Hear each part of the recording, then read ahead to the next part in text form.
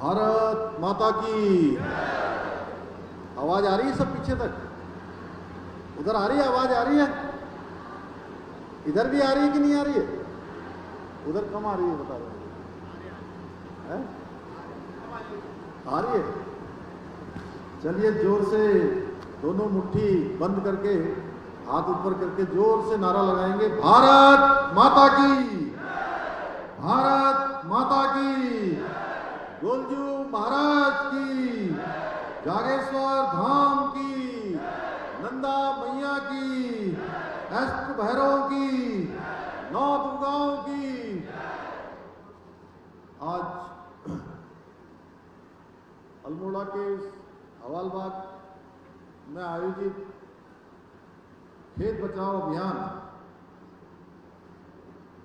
इस कार्यक्रम के अवसर पर अभी जिनका आप सब लोगों ने संबोधन सुना, उत्तराखंड सरकार के कृषि एवं कृषक कल्याण मंत्री और सैनिक कल्याण मंत्री, उन्होंने अपना जीवन सेना में भी लंबा समय बिताया। ऐसे आदरणीय गणेश जोशी जी, भारतीय जनता पार्टी के सम्मानित जिलाध्यक्ष भाई महेश दयाल जी, जागेश्वर विधानसभा के लोकप्रिय विधायक आदरणीय मोहन सिंह महाराज जी, रानीखेत विधानसभा के लोकप्रिय विधायक डॉक्टर प्रमोद नैनवाल जी, सल्ट विधानसभा के लोकप्रिय विधायक भाई महेश जीना जी, जिला पंचायत की अध्यक्ष श्रीमती हेमा गेड़ा जी, मेयर अल्मोड़ा श्री अजय वर्मा जी, मेरे साथ उत्तराखंड सरकार में दायित्वधारी श्रीमती गंगा बिष्ट जी, गोविंद पिलखवाल जी, महेश्वर सिंह नेगी जी, गौरव पांडे जी, हमारे प्रदेश मंत्री, यहाँ के पूर्व विधायक आदरणीय कैलाश शर्मा जी, पूर्व डिप्टी स्पीकर, हमारे वरिष्ठ नेता सामना करना आदरणीय रघुनाथ सिंह चौहान जी,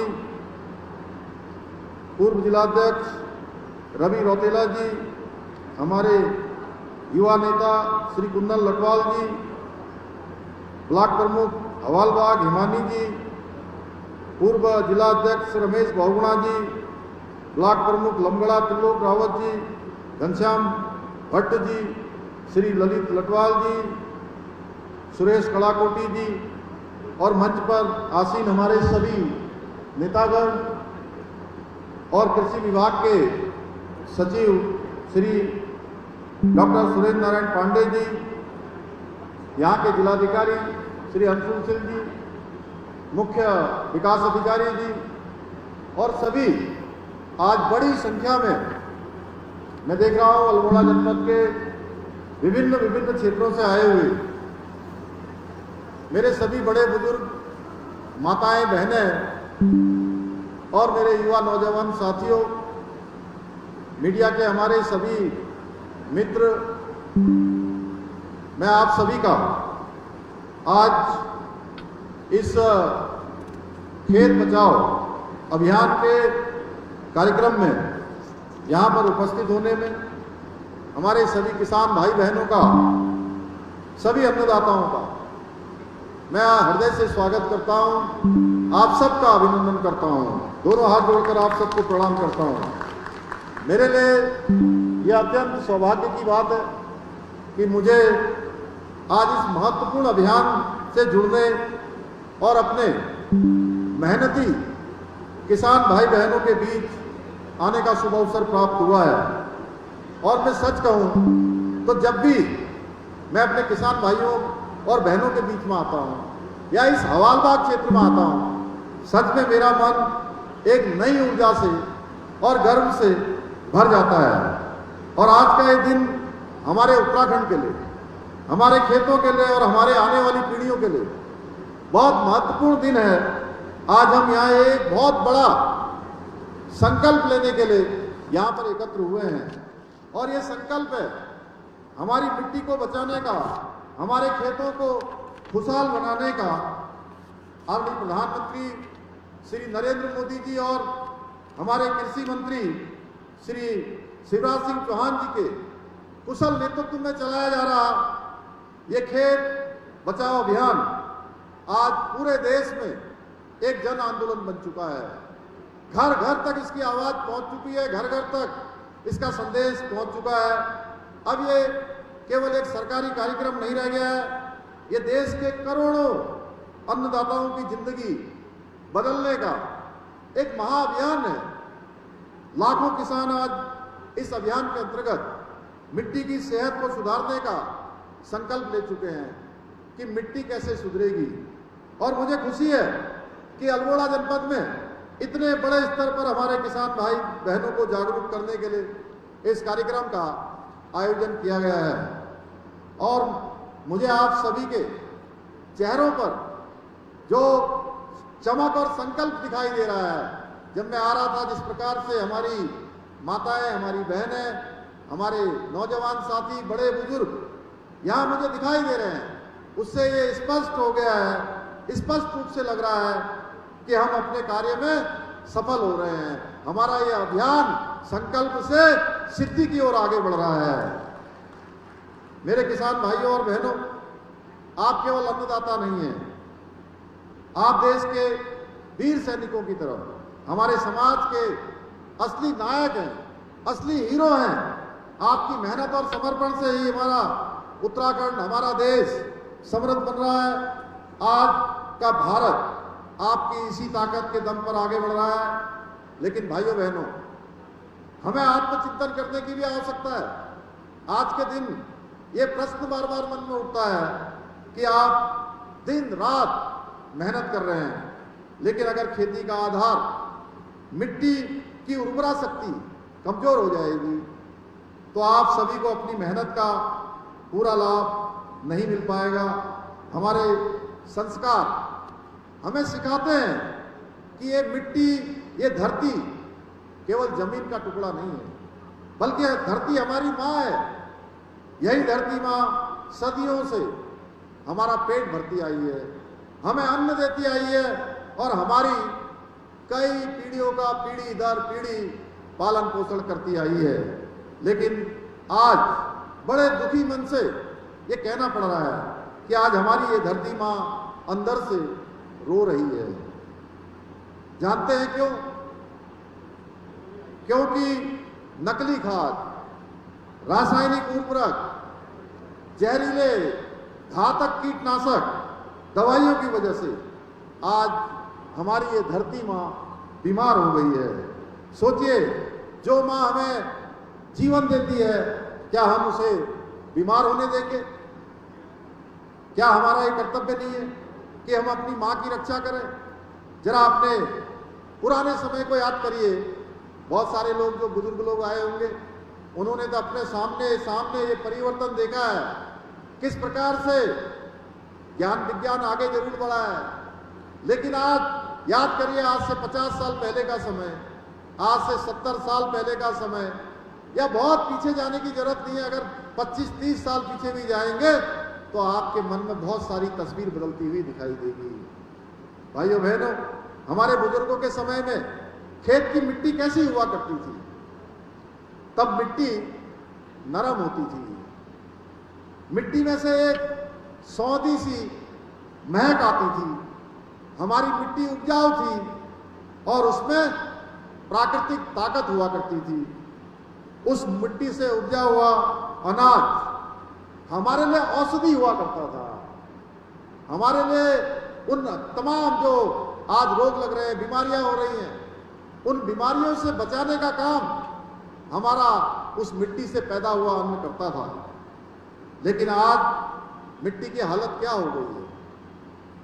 आज रासायनिक खादों के अत्यधिक उपयोग से हमारे खेतों की मिट्टी कठोर होती जा रही है, इसकी उर्वरा शक्ति कम होती जा रही है।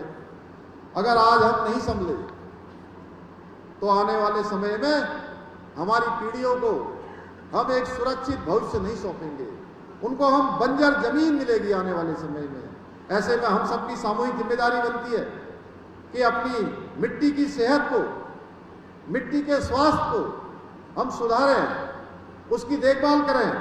हमें खाद की एक संतुलित मात्रा सुनिश्चित करनी होगी कि कितनी खाद से हमें अन्न प्राप्त करना है, जितनी जरूरत हो उतनी रासायनिक खाद डालनी होगी। इससे हमारी फसल भी अच्छी होगी, खर्च भी बचेगा और सबसे बड़ी बात, हमारी मिट्टी को नुकसान भी नहीं होगा। हमें टिकाऊ कृषि पद्धतियां जो हमारे पूर्वजों ने हमको विरासत में दी हैं, हमें उसको अपनाना होगा ताकि हमारे आने वाली पीढ़ियों के लिए स्वस्थ और उत्पादक कृषि भूमि बची रहे। भाइयों बहनों, आप खुद महसूस कर रहे होंगे कि मौसम का चक्र किस प्रकार से बदल गया। कल ही मैं नैनीताल में था, अचानक बारिश होने लगी। उसके बाद मैं थोड़ा आगे आया, शाम होते होते मैं खटीमा पहुंच गया तो मैंने देखा भयंकर गर्मी पड़ रही है। मेरी माँ कह रही थी कि दिन भर आज जो है यहाँ सबसे गर्म दिन था, इतनी गर्मी। और आज सुबह कह रही है मेरे से कि सारे बादल भी हट गए, शाम बादल हो रहे थे और सवेरे जो है धूप निकल आई। भाइयों बहनों, आप देख रहे होंगे किस प्रकार से मौसम का चक्र बदल रहा है। कभी समय से बारिश नहीं होती है, कभी जब बारिश का समय नहीं होता बारिश होने लगती है, और कभी ओलावृष्टि हमारी फसलों को नुकसान पहुंचा देती है। और उत्तराखंड का मुख्य सेवक होने के नाते आप सबकी कृपा से, आप सबके आशीर्वाद से, गोलजू महाराज की कृपा से मैं इस जिम्मेदारी पर काम करता हूं। और जब भी कोई राज्य के अंदर किसी भी स्थान पर कोई प्राकृतिक आपदा आती है, कहीं पर भूस्खलन होता है, कहीं पर अधिक बर्फबारी हो जाती है, तो सबसे ज्यादा दर्द मुझे अगर किसी का होता है तो अपने किसान भाई बहनों का होता है कि उनकी उस समय में उनको कितना बड़ा नुकसान होता है। कभी जंगलों की आग से हमारी खेती को सीधे चोट पहुंचती है। ऊपर से आज पूरी दुनिया आज एक बड़े संकट का सामना कर रही है, और वो संकट है जलवायु परिवर्तन का, ग्लोबल वार्मिंग का। इससे जूझ रही है और इसका सबसे पहला और सबसे सीधा असर हमारे खेतों पर और आप जैसे जो हमारे मेहनती किसान भाई बहन हैं उनके ऊपर पड़ता है। इसलिए आज समय की मांग है, इस समय की चुनौती है कि हम ऐसी खेती की ओर आगे बढ़े जो प्रकृति के अनुकूल हो और किसानों के लिए लाभकारी भी हो। हमें मिट्टी बचानी है, हमें पानी बचाना है, खेतों की लागत भी कम करनी है। भाइयों बहनों, आप देखते होंगे बहुत सारे लोग यहाँ से अल्मोड़ा और अल्मोड़ा से अगर नैनीताल जाते होंगे, हल्द्वानी जाते होंगे या बागेश्वर से अल्मोड़ा की तरफ आते होंगे पहले, तो कितनी जगह पर कितने पानी के स्रोत होते थे। जगह जगह पर पानी के नौले आ रहे हैं, धारे आ रहे हैं, गाड़ हैं, गधेरे हैं। अभी मैं इनसे पूछ रहा था हमारे महेश निहाल जी से और गाड़ी में कैलाश शर्मा जी से कि सरयू में कितना पानी है। पहले कैसा हुआ करता था, लगातार सदा नीरा नदियां हमारी तमाम निकलती थी, लेकिन आज आप देख रहे होंगे जलवायु परिवर्तन के कारण से ये हमारे स्रोत सूख गए हैं, हमारे धारे सूख गए हैं, हमारे नौले सूख गए हैं, हमारे गाड़ गधेरे सारे सूख गए हैं। भाइयों बहनों, मन की बात के कार्यक्रम में माननीय प्रधानमंत्री मोदी जी आज देश और दुनिया को ऐसे लोगों से परिचित करवाते हैं, ऐसे लोगों को अपने कार्यक्रम का हिस्सा बनाते हैं जो एक कर्मयोगी की तरह इन सूखे हुए जल स्रोतों को फिर से पुनर्जीवन देने का काम करते हैं, फिर से उन स्रोतों को पुनर्जीवन देने का काम करते हैं। जो तालाब सूख गए उन तालाबों को फिर से हरित करने का काम करते हैं, उसमें फिर से पानी का प्रभाव हो, ऐसे गाड़ गधेरे नौलों को लगातार लोग चलायमान करने का काम करते हैं। मैं अपने किसान भाई बहनों से आग्रह करता हूं कि आप मिट्टी का परीक्षण करवाइए, पानी का संतुलित उपयोग करिए और रासायनिक खादों पर निर्भरता कम से कम करते हुए जैविक और प्राकृतिक खेती की ओर कदम बढ़ाइए। सरकार द्वारा जारी की जाने वाली मौसम की चेतावनी, कृषि विज्ञान केंद्रों की सलाह गंभीरता से लीजिए। आज कृषि के क्षेत्र में अभी कृषि मंत्री जी बता रहे थे बहुत सारे नए नए आविष्कार हो रहे हैं। आज ज्ञान विज्ञान आगे बढ़ रहा है, तमाम प्रकार की संगोष्ठियां आज किसानों के लिए हो रही हैं। आज देश के बड़े बड़े कृषि वैज्ञानिक जमीन पर उतार रहे हैं, लैब से लैंड पर जा रहे हैं। जो कृषि मंत्री जी यही है ना, lab to land, lab to land. आज जो है हमारे बड़े बड़े वैज्ञानिक आपकी सहायता के लिए आगे आ रहे हैं, अनेक अनुसंधान कर रहे हैं भाइयों बहनों। इसलिए आप जो भी कृषि विभाग के वैज्ञानिकों के द्वारा जो सुझाव हमको दिए जाते हैं, जो उनके द्वारा अनुसंधान किए गए हैं, उनको हमको प्रचलन में लाना होगा। इसके अलावा खेती के साथ साथ पशुपालन, बागवानी और मधुमक्खी पालन, मौन पालन, इसको भी हमको अपने साथ विशेष रूप से जोड़ना होगा। मैं भाइयों बहनों हमेशा एक बात कहता हूं, आज मैं फिर से उस बात को दोहरा रहा हूं कि उत्तराखंड के विकास के लिए इकोलॉजी यानी कि पर्यावरण और इकोनॉमी यानी अर्थव्यवस्था, इन दोनों का ही मजबूत होना जरूरी है। ये दोनों साथ साथ आगे चलने चाहिए। हमारा पर्यावरण भी आगे बढ़ना चाहिए, हमारी आर्थिकी भी बननी चाहिए, हमारा पर्यावरण भी सुरक्षित रहना चाहिए, क्योंकि इन दोनों का संतुलन बेहतर हमको बनाना होगा। अगर हमारी इकोलॉजी बचेगी, हमारी मिट्टी और पानी बचेगा, तभी हमारी इकोनॉमी यानी कि हमारी आर्थिक स्थिति मजबूत होगी। जब हम खेतों में रासायनिक खादों को छोड़कर प्राकृतिक खेती अपनाते हैं तो हम अपनी इकोलॉजी को बचाते हैं, यानी कि हम पर्यावरण का संरक्षण करते हैं। और जब हम वही शुद्ध जैविक अनाज अच्छे दामों पर देश और दुनिया के बाजारों में बेचने के लिए भेजते हैं तो हमारी किसानों की जो इकोनॉमी है यानी कि उनकी आर्थिकी अच्छी होती है, मजबूत होती है, यानी पर्यावरण की रक्षा भी होती है और जेब भी भरती है, घर में समृद्धि आती है। भाइयों बहनों आदरणीय प्रधानमंत्री मोदी जी के मार्गदर्शन में आज हमारे किसान भाई बहनों के कल्याण के लिए कई ऐतिहासिक काम देश के अंदर हो रहे हैं। प्रधानमंत्री फसल बीमा योजना के माध्यम से हमारे किसानों को प्राकृतिक आपदाओं और रोगों और खरपतवार से होने वाले नुकसानों के लिए एक मजबूत सुरक्षा कवच प्रदान किया जा रहा है। वहीं मृदा स्वास्थ्य कार्ड योजना के लिए उसके जरिए मिट्टी की वैज्ञानिक जांच हो रही है कि जिस मिट्टी में हम अनाज उगाएंगे वो मिट्टी कैसी है, उसकी सेहत कैसी है, जो हम उससे अन्न उगाना चाहते हैं उस अन्न के अनुकूल है कि नहीं है, क्या उसमें अन्न अच्छी मात्रा में हो सकता है कि नहीं हो सकता है। इससे किसान भाइयों को पता चल रहा है कि खेत में किस पोषक तत्व की कमी है और कितनी खाद डालनी है। देश में प्राकृतिक खेती को बढ़ावा देने के साथ साथ सिंचाई सुविधाओं और कृषि की तकनीकों पर भी विशेष ध्यान दिया जा रहा है। भाइयों बहनों, आदरणीय प्रधानमंत्री जी के कुशल नेतृत्व और प्रेरणा से हमारी राज्य सरकार भी उत्तराखंड के किसानों की समृद्धि के लिए निरंतर समर्पित भाव से काम कर रही है। हमने किसानों के हित में बड़ा फैसला लेते हुए नहरों से सिंचाई को पूरी तरह से मुक्त कर दिया है। साथ ही किसानों की आय बढ़ाने के लिए हमने बजट में 200 करोड़ रुपए का प्रावधान किया है। मुझे ये बताते हुए खुशी हो रही है कि राज्य में अब तक 115 करोड़ रुपए की सहायता से लगभग 350 पॉली हाउस स्थापित किए जा चुके हैं। हमारे पहाड़ी क्षेत्रों में बारिश के भरोसे खेती होती है, इसलिए हमने 1000 करोड़ रुपए की लागत से Uttarakhand climate responsible rain fade farming project को मंजूरी दी है। वहीं फलों के उत्पादन को बढ़ावा देने के लिए 1200 करोड़ रुपए की लागत से नई सेब नीति, नई कीवी नीति, ड्रैगन फ्रूट नीति और स्टेट मिलेट मिशन जैसी योजनाएं लागू की हैं। और इन योजनाओं में बागवानी के लिए किसानों को 80% तक की भारी सब्सिडी भी दी जा रही है।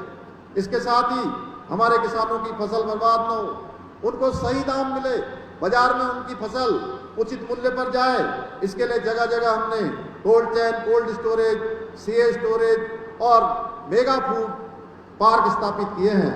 इतना ही नहीं, अभी हमारे गणेश जोशी जी यहाँ पर बैठे हैं, अभी हमने एक नया काम भी शुरू किया है।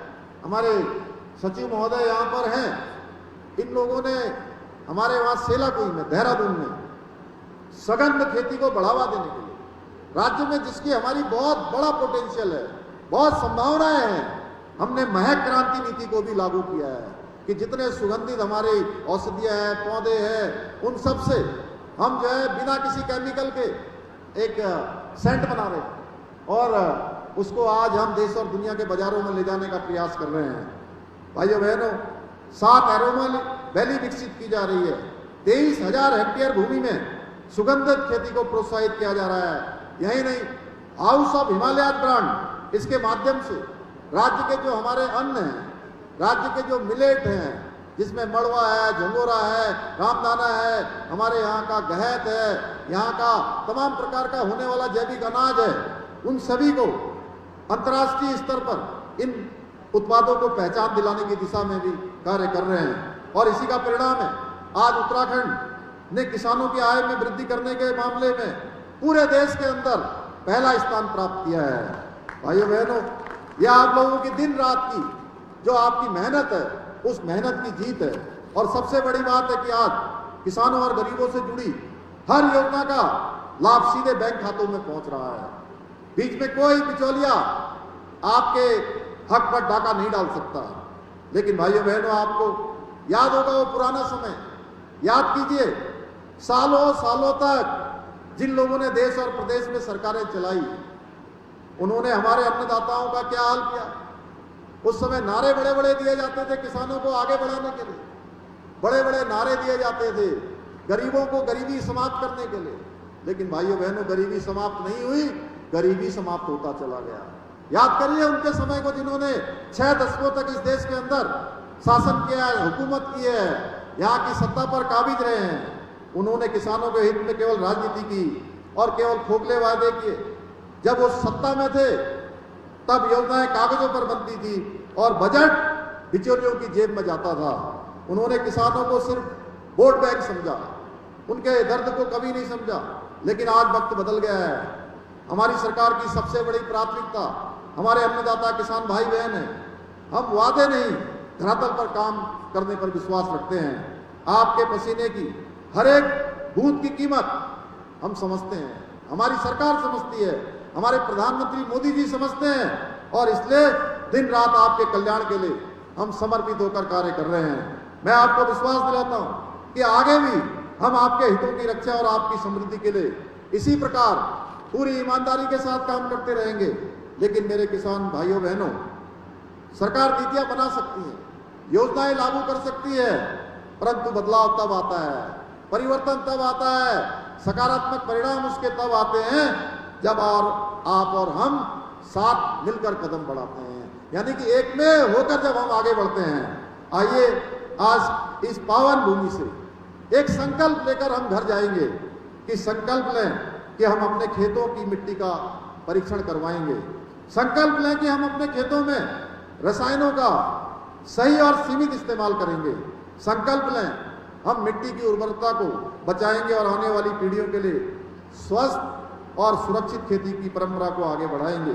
क्योंकि जब हमारा खेत बचेंगे, हमारे किसान समृद्ध होंगे, और जब हमारा अन्नदाता समृद्ध होंगे, तभी हमारा उत्तराखंड और हमारा देश भी सशक्त और समृद्ध होगा। मुझे पूरा विश्वास है कि खेत बचाओ अभियान हमारे उत्तराखंड की टिकाऊ जैविक और प्राकृतिक खेती के क्षेत्र में विश्व पटल पर एक नई पहचान दिलाएगा। और हम सब मिलकर उत्तराखंड को देश का सर्वश्रेष्ठ राज्य बनाने के अपने विकल्प रहित संकल्प को पूरा करने में अवश्य सफल होंगे। इसके साथ साथ भाइयों बहनों, आज हम यहाँ पर आए हैं, आप सब इतनी बड़ी संख्या में आए, हमारे सभी जनप्रतिनिधियों ने, हमारे माननीय विधायकगणों ने, मंच पर आसीन लोगों ने, यहाँ भी बैठे हैं, वहाँ भी बैठे हैं, उन्होंने बहुत सारे प्रस्ताव भी आज मुझे यहाँ पर दिए हैं। उन सबको मैं अपने साथ लेकर जा रहा हूँ और आगे के सभी कार्यक्रमों में उन सभी को सम्मिलित करके आगे के धरातल पर उतारने के लिए हमारे उसके लिए काम किए जाएंगे। और चूंकि इस समय तारवाड़ योजना, मैं सोचता हूं कि हमारे जनपद अल्मोड़ा में उसकी बहुत आवश्यकता है, इसलिए मैं घोषणा करता हूं 6 करोड़ रुपए से 6 करोड़ रुपए की धनराशि से इस जनपद में तारवाड़ योजना कराई जाएगी। और एक राजकीय इंटर कॉलेज सौकिया थाल, इसमें कक्षा कक्ष नहीं है, स्टाफ एवं 4 दीवारी तथा शारीरिक शिक्षा हेतु इसमें कार्य किया जाएगा। इसके लिए मुख्यमंत्री घोषणा में इसको सम्मिलित किया जाएगा। इसके अतिरिक्त जो भी आप सबके प्रस्ताव आए हैं उन सभी को सम्मिलित किया जाएगा। इसी विश्वास के साथ आप सभी का इतनी भारी संख्या में इस कार्यक्रम में सम्मिलित होने के लिए मैं हृदय से आप सबका आभार व्यक्त करता हूँ। अभी मोहन सिंह महाराज जी मुझे कह रहे थे कि बहुत बड़ी संख्या है, तो हम तुलना नहीं करते, हम तो ये सोचते हैं कि हर एक की आत्मा में परमात्मा बैठे हुए हैं। मैं आपकी परमात्मा में, जो आत्मा में आपके परमात्मा बैठे हैं, उसको प्रणाम करता हूं और अपनी बात को समाप्त करता हूं। धन्यवाद।